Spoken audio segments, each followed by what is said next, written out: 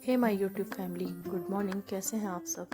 सुबह की चाय और एक माँ की जिम्मेदारी, लेकिन सपने यहीं ख़त्म नहीं होते। गवर्नमेंट एग्ज़ाम की तैयारी बहाने नहीं, डिसिप्लिन मांगती है।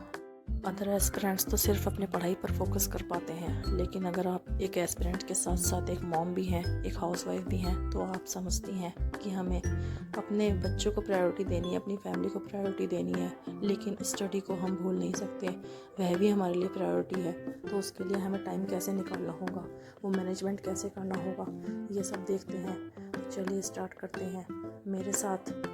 इसी रूटीन के बीच हम क्लियर करते हैं ज्योग्राफी के कुछ बेसिक्स। आज का टॉपिक है ज्योग्राफी क्लास 6 चैप्टर 5 मानचित्र।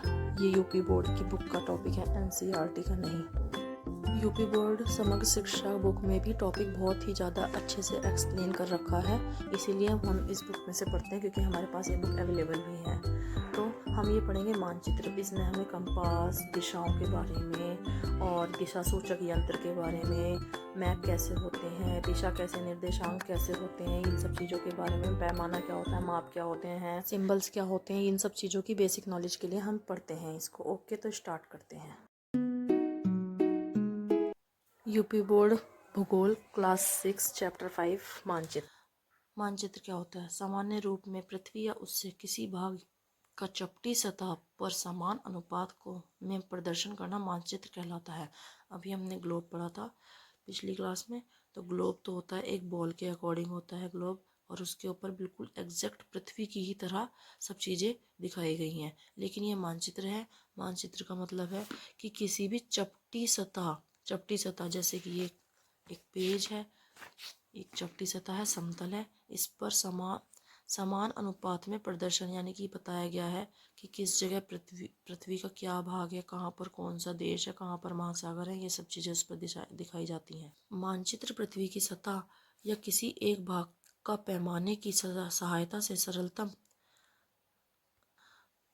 समतल पे खींचा गया। मानचित्र पृथ्वी की सतह या किसी एक भाग का पैमाने की सहायता से समतल पर खींचा गया एक चित्र होता है। इसे गोलाकार ग्लोब की सहायता से कागज पर बनाया गया है। मानचित्र के प्रकार।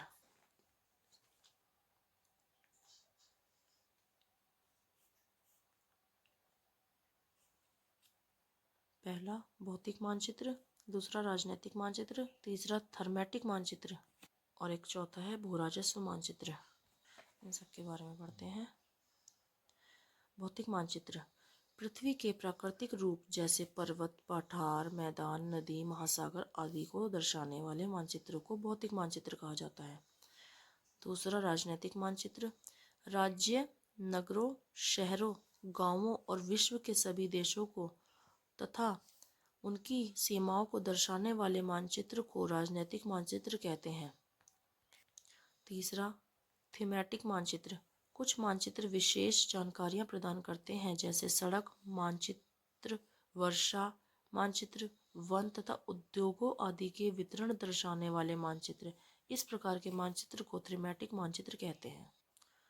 भूराजस्व मानचित्र इन मानचित्रों में भूमि का बंटवारा, सिंचित क्षेत्र, विभिन्न प्रकार के भू उपयोग, कार्यालय, विद्यालय, अधिवास और उद्योग क्षेत्रों को दिखाया जाता है। गांव, कस्बा, जिला, राज्य और देश को भी मानचित्र में दर्शाया जाता है। गांव, कस्बे या का मानचित्र गांव के कुछ व्यक्तियों के पास भी हो सकता है। अगर आप जो बहुत सारे मानचित्रों को एक साथ संग्रह पुस्तक रूप में किया जाता है उसे एटलस कहते हैं, यानी कि जो मानचित्र की जिसमें हर तरह के मानचित्र और हर जगह के मानचित्र होते हैं वो एक ही जगह पर रखे जाते हैं, तो उस बुक को एटलस कहते हैं। मानचित्रों 3 घटक होते हैं।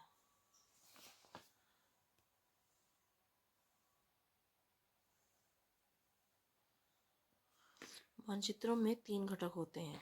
पहला दिशा, दूसरा दूरी, तीसरा प्रतीक। यह मानचित्र को समझाने के लिए आवश्यक होते हैं। मानचित्र में संकेत भी होते हैं, संकेतों का प्रयोग भी होता है। मानचित्र में किसी निश्चित वस्तु को हूबहू रूप में हमेशा नहीं दर्शाया जा सकता, जैसे भवन, बांध, वृक्ष, नदियाँ, घाटी, पठार आदि। इसलिए इनको मानचित्र में दर्शाने के लिए संकेत अक्षरों, छायाओं, रंगों, चित्रों तथा रेखाओं का प्रयोग करते हैं। जलाशय को नीले रंग, पर्वत को भूरे रंग, पठार को पीले रंग तथा मैदान को हरे रंग से दर्शाया जा सकता है। रेलवे लाइन, बड़ी line, metre line, railway station, जैसे ये है रेलवे स्टेशन। सड़कें, ये हैं पक्की तथा कच्ची सड़कें। सीमा, अंतर्राष्ट्रीय, राज्य, जिला।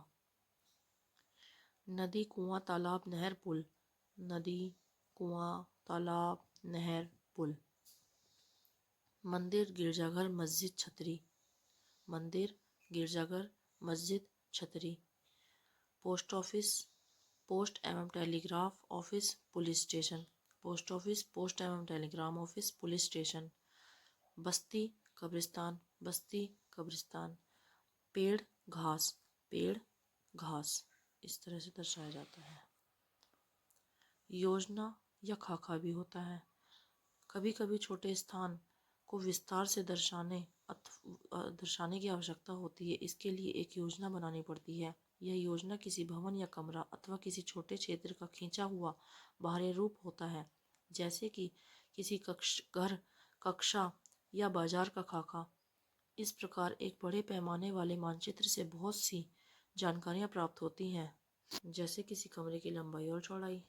रूपरेखा बनाना, यदि हम किसी स्थान या मकान की स्थिति के विषय में जल्दी जानकारी देना चाहते हैं तो उसके लिए बिना माप की एक रूपरेखा खींचकर बता सकते हैं।